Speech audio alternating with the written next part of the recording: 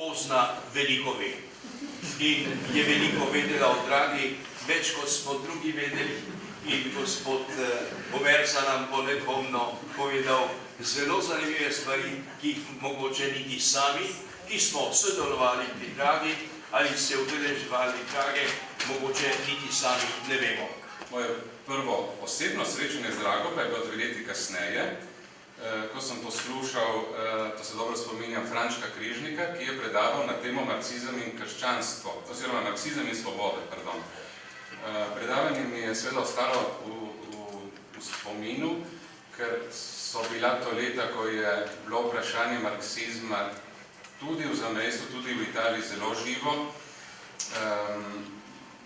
Marksizem je bil ideologija, ki je bila zelo privlačna, tudi med študenti, tudi med samimi Slovenci v zamejstvu.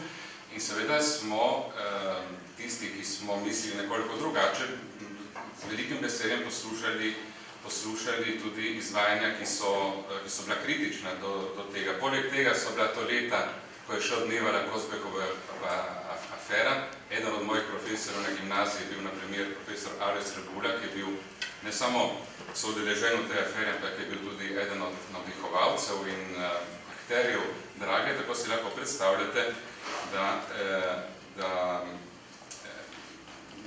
je bilo pravzaprav to moje prvo srečanje z Drago me je nekako užgalo, tako da sem potem tudi naslednje leta ostal Dragi nekako zvest.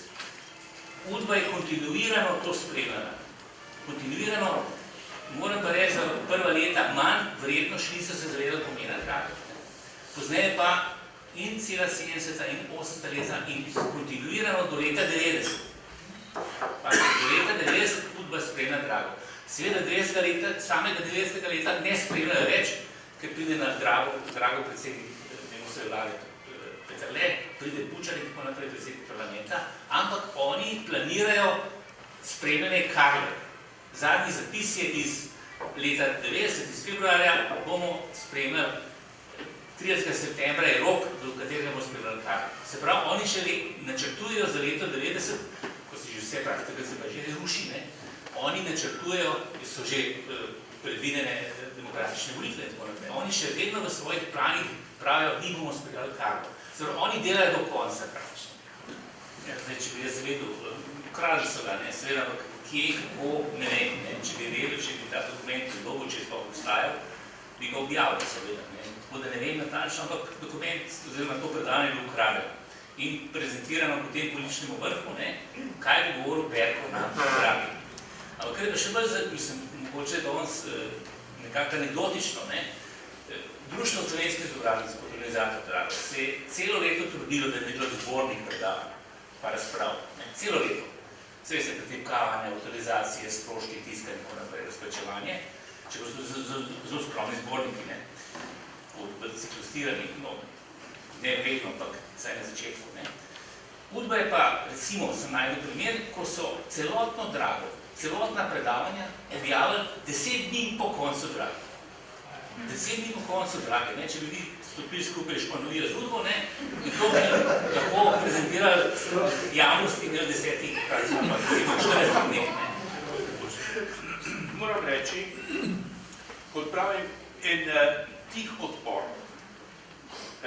do te vatikanske politike, mi smo bili prepričani, da Vatikan ne razume naše situacije, da je prepričan in dejansko je bila to, bi rekel, pomota, smota, da bo komunizem trajal še kakšnih 50 let.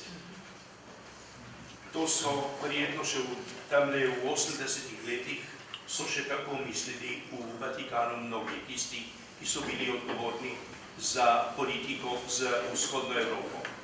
Me strašno moti, da je bila 50-letnica, da se na Dragi niso pojavili, ker zame Draga je izmed velikih temeljev slovenske državnosti in demokratizacije.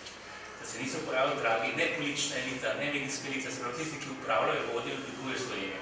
Jih ni bilo. In da se potem Draga v Ljubljani pojavlja samo v Reporterju, v redakciji, v časniku, v internetnih straneh, v v srednjih časopisih ni bilo besedice o 50-letnici zaradi Drage. Pa ne gre za Drago 2015, gre za 50-letnico Drage. Za temelje slovenske državnosti. Prosim se, kdo je hodil na Drago, kdo je predaval na Drage? Franc Jezar, radikalni osamosvojitelj, danes veliki vizionar.